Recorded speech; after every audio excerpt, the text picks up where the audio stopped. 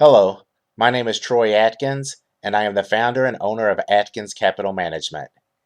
Atkins Capital Management is a housing advisory services company. I want to talk to you today about the key housing events that have transpired in the U.S. residential housing market during the first quarter of 2021. During the first quarter of this year, a review of the paradox of accessible lending by the American Enterprise Institute in Washington, D.C., and the monetary policy actions of the Federal Reserve in response to the current and anticipated economic environment across the U.S. amid the COVID-19 pandemic were the primary topics of discussion. This movie presentation also provides an overview of the home price level for a select group of cities that make up the Atkin 60 City Home Price Index, and it provides a wealth of information for prospective homebuyers to use in order to make a prudent home purchase decision. This presentation was written, narrated, edited, produced, and published by Troy Atkins. I am the founder and owner of Atkins Capital Management. Atkins Capital Management is a privately owned and independently operated company. Our exclusive focus is on residential real estate. Our company is not affiliated with any parties associated with the residential housing industry. Our mission is to bridge the gap in the residential housing market, where deficiencies in education, public policy, regulation, product structure, and personnel have created an environment where prospective homebuyers need objective information and useful analytical tools in order to help them make a prudent home purchase decision. As an investment professional, I have more than 15 years of real estate analysis experience, more than 10 years of institutional investment consulting experience, and more than 8 years of freelance financial writing experience. I am also the author of more than 25 published articles. For more information about my background, skills, and experience, please visit the Atkins Capital Management website. With this overview in mind, let me now turn your attention to the primary housing topics for the first quarter of 2021. For the first quarter of this year, a report titled The Paradox of Accessible Lending: When Supply is Constrained, Credit Easing Will Make Entry-Level Homes Less Affordable, by the American Enterprise Institute in Washington, D.C., provided a wealth of information addressing the issues that are causing the lack of affordable residential housing in the U.S., and provides recommendations for helping to solve this critical public policy issue. Notwithstanding 70 years of federal efforts involving many trillions of dollars in program expenditures, tax benefits, and government-guaranteed financing, neither the goal of making owner-occupied and rental homes affordable for low-income households, nor the goal of achieving generational wealth for low-income homeowners have been met. The current housing environment has exacerbated this problem, as an overheated housing marketplace caused by extremely low mortgage loan interest rates, combined with the tightest housing supply in history, is making it very difficult for low-income households to achieve the American dream. For example, year-over-year home price appreciation is galloping ahead at the rate of 10 to 12% per year. Bad zoning policy is a significant culprit to this problem, as the vast majority of residential land in major American cities is still zoned exclusively for single-unit, detached homes. These policies were designed in 1921 to keep multifamily housing in zones away from neighborhoods consisting of one-unit, single-family, detached structures. The result of this policy is that home prices are rising much faster than incomes, which is making it harder and harder for aspiring home buyers to achieve the American dream. There is an unprecedented lack of supply that is driving up home prices. Supply has fallen dramatically in 2020 and continues to do so in 2021. Moreover, the modest increase in mortgage loan interest rates since the beginning of this year has not been able to temper the unsustainable level of home price appreciation. Since 2012, home prices have appreciated at about 2 to 3 times the rate of market fundamentals, such as construction costs, wages, and rents. Since fundamentals tend to correlate to intrinsic value, this level of deviation is unsustainable over the long run. To illustrate the potential magnitude of this problem, if mortgage loan interest rates rise to the level of 6% or higher, at least 42 cities in the Adkins 60 City Home Price Index will be classified as overpriced. This scenario is foreseeable, given the multi-trillion-dollar debt-ridden COVID-19 economic relief package that is in the process of being circulated into the economy, and the multi-trillion-dollar debt-funded infrastructure proposal that has been proposed by the President and supported by the necessary majority in Congress. As illustrated in the CoreLogic Case-Shiller tiered home price index chart above, since 1994, low-tier home prices have risen 39% faster and had much greater price volatility than in high-tier ones. Prior to 1994, the deviation in price trend by tier was much lower, as can be seen to the trend from 1987 to 1993.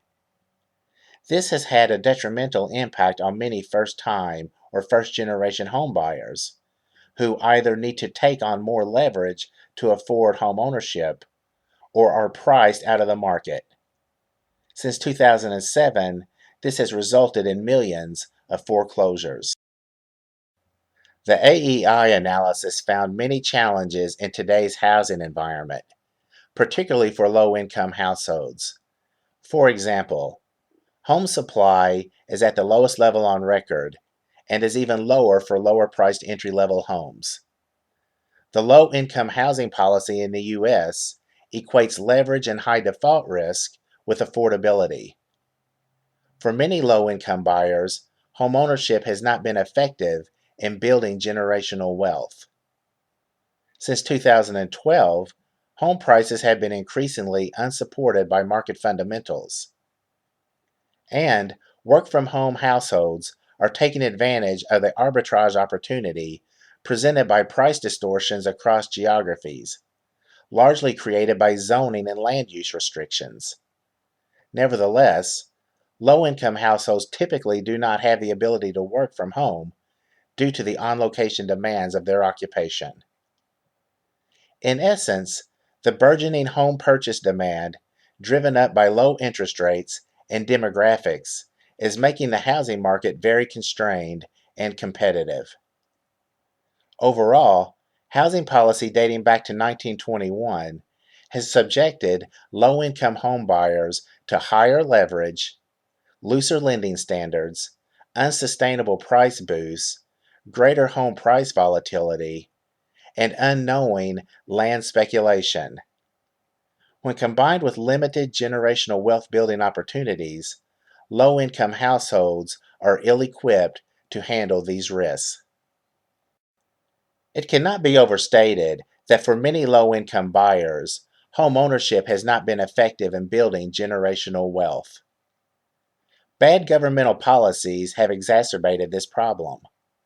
Government involvement in lending sets in motion political pressures for increasingly risky lending, such as affordable loans, to constituent groups. The liberalization of credit terms creates demand pressure, which easily becomes capitalized into higher prices when undertaken in a market with constrained or inelastic supply. The actual beneficiaries of these price-inflating policies tend to be existing homeowners, real estate brokers, builders, building labor, the suppliers of building materials, and speculators. Besides driving home prices higher, these policy choices risk putting first-time home buyers in homes with high leverage and when they might not be quite ready. A dip in the market would wipe out both earned and paper equity and the possibility of creating generational wealth. It would also have a deleterious impact on credit scores, thereby delaying market reentry.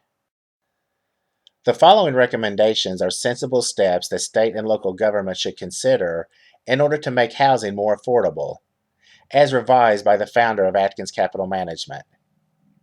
Increasing supply and reducing income stratification through the legalization of light touch density, which in layman terms means making 2, 3, and 4 unit and single family attached housing legal in 1 unit single family detached neighborhoods. Promoting walkable neighborhoods with a mix of residential and quiet commercial properties. Increasing the density allowed for single family and multifamily zoning, including expanding by right multifamily zoned areas. Allowing multifamily development in retail, office, and light manufacturing zones. Reducing minimum lot size. Increasing the allowable floor area ratio in multifamily housing areas. Streamlining or shortening permitting processes and timelines, including through one-stop and parallel process permitting. Reducing impact and utility investment fees. Allowing prefabricated construction. Allowing the conversion of office units to apartments. Legalizing home-based businesses. And the construction of high-rise buildings made of steel, concrete, and glass, with many units setting on one solid foundation, under one roof, with all of the plumbing, electrical, and HVAC designs constructed in an efficient manner. Moving away from affordable housing policy to monetary housing policy, it is important to note that in view of the economic impact of the global COVID-19 pandemic, the Federal Reserve maintained the target range for the federal funds rate at 0% to 0.25%. The Federal Reserve expects that it will be appropriate to maintain this target range until labor market conditions have reached levels consistent with the committee's assessments of maximum employment and inflation has risen to 2% and is on track to moderately exceed 2% for some time.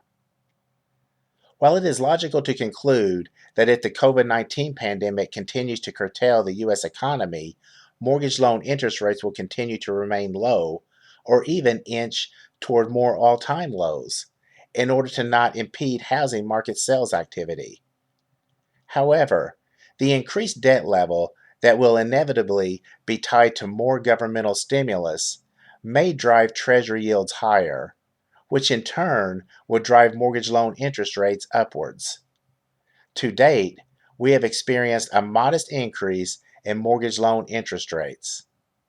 Nevertheless, historically speaking, mortgage loan interest rates are still at very low levels. In accordance with the monetary policy actions of the Federal Reserve, the national average mortgage loan interest rate for a 30-year fully amortized fixed-rate loan began the quarter at 2.76% and ended the quarter at 3.25%.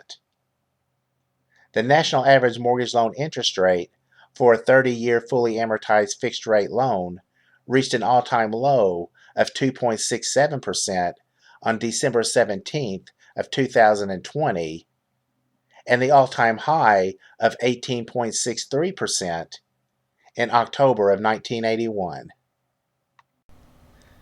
Now that I have provided an overview of the events and trends that have taken place in the residential housing environment for the quarter, let me turn your attention to the proprietary finance-based analytical methodology and cloud-based residential real estate analysis software application that you can use in order to provide an assessment of the price level of homes in your community. The Atkins Residential Home Valuation Analyzer is an internet-based software application that analyzes the relationship between the median home price level for a city and the median household income level for the city. With this information, the software application takes into account The most recent month-ending national average mortgage loan interest rate for a 30-year, fully amortized fixed-rate mortgage loan, and the assumption that no more than 28% of pre-tax household income should be spent by homeowners in order to repay the principal and interest costs for their mortgage loan. By utilizing this information, the Adkins Residential Home Valuation Analyzer can accurately assess the price level of homes in your city. From the first analytical perspective, the Adkins Residential Home Valuation Analyzer determines the level of underpricing or overpricing of homes in your city by calculating the mortgage loan interest rate that justifies the price level of homes in your city. With this information, the justified mortgage loan interest rate is compared against the national average mortgage loan interest rate in order to accurately assess the level of underpricing or overpricing of homes in your city.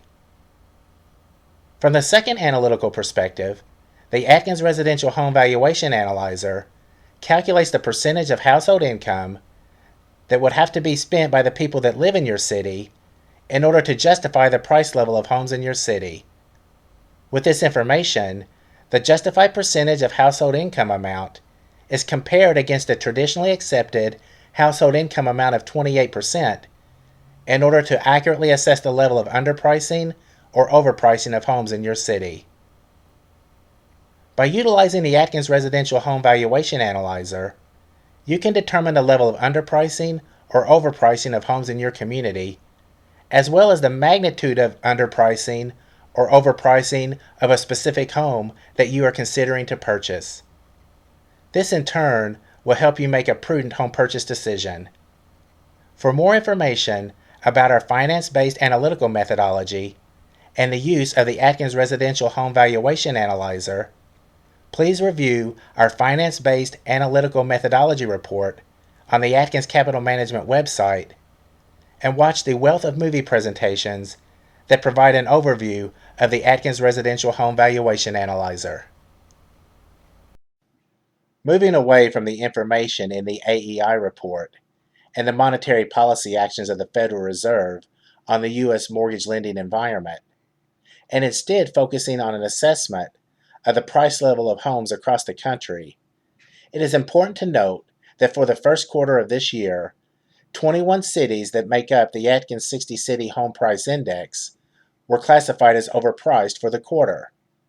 San Francisco, Los Angeles, Honolulu, New York City, and Boston were identified as the 5 most overpriced cities in the index. In terms of a relative price level analysis, it is not possible to justify the home price level for the top 5 overpriced cities by reducing the 30-year fixed-rate mortgage loan interest rate from 3.25% to 0%. In order to classify the homes in the top 5 overpriced cities as underpriced, it would need to be deemed prudent by prospective homebuyers to spend more than the respective justified percentage of household income amounts. In order to justify the median home price level for each city, the median required household income level would need to increase to a level within the respective range of $118,342 and $256,205. Based on the median household income level, the quarter-ending national average mortgage loan interest rate, and the assumption that no more than 28% of pre-tax household income should be spent in order to repay the principal and interest costs of a mortgage loan, the justified home price level for the top 5 overpriced cities fell within the respective range of $309,795 and $516,119. Prospective homebuyers should use the Adkins Residential Home Valuation Analyzer in order to assess the level of overpricing of homes in their community.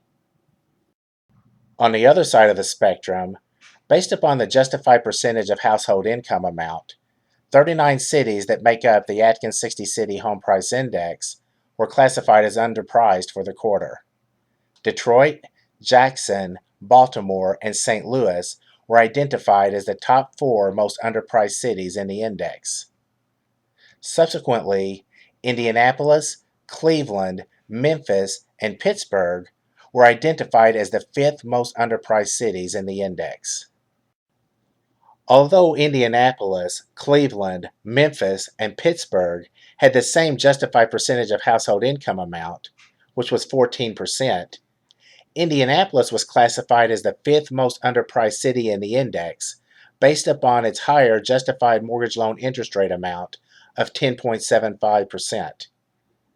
With this in mind, in order to classify homes in the top 5 underpriced cities as overpriced, the national average mortgage loan interest rate would have to increase from 3.25% to more than the respective justified mortgage loan interest rate amount for each city, which fell within the range of 10.75% and 19.7%, or it would have to be deemed imprudent by prospective homebuyers to spend as much as the respective justified percentage of household income amount for each city in order to repay the costs of a mortgage loan. Given the recent events that have transpired in the residential housing market, and taking into account the fact that buying a home will likely be the largest single financial transaction that prospective homebuyers will ever make, and the bulk of their net worth will likely be tied up in their home, prospective homebuyers should use the Adkins Residential Home Valuation Analyzer in order to analyze residential real estate from 5 financial perspectives. First, prospective homebuyers should use the Adkins Residential Home Valuation Analyzer in order to assess the level of underpricing or overpricing of homes in their community. Second, prospective homebuyers should use the Adkins Residential Home Valuation Analyzer in order to assess the largest amount of money they should spend in order to purchase a home. Third, prospective homebuyers should use the Adkins Residential Home Valuation Analyzer in order to assess the amount of money they would need to earn on an annual basis in order to be able to afford to purchase a specific home. Fourth, prospective homebuyers should use the Adkins Residential Home Valuation Analyzer in order to assess total home ownership costs expressed as a percentage of household income. And fifth, prospective homebuyers should use the Adkins Residential Home Valuation Analyzer in order to assess how much a home would need to appreciate in value each year in order to offset the costs associated with owning the home. By assessing residential real estate in this manner, prospective homebuyers will be able to make a prudent home purchase decision. For more information about the Adkins 60 City Home Price Index, to watch our catalog of residential housing movie presentations, or to subscribe to use the Adkins Residential Home Valuation Analyzer, please visit the Adkins Capital Management website at residentialrealestateanalysis.com.